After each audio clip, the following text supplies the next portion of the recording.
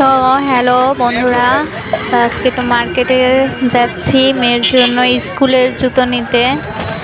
এই যে রিক্সায় উঠলাম বন্ধুরা, এখন মার্কেটে যাওয়ার জন্য। একটু হসপিটালেও গিয়েছিলাম, মেয়ে অসুস্থ, ওখান থেকে এখন আমরা যাচ্ছি, মার্কেটে যাচ্ছি।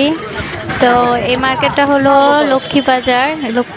লক্ষ্মীবাজার দিয়ে যাচ্ছে, এখান দিয়ে সদরঘাট যায়। তো রিক্সাওয়ালাকে বললেই নিয়ে যাবে।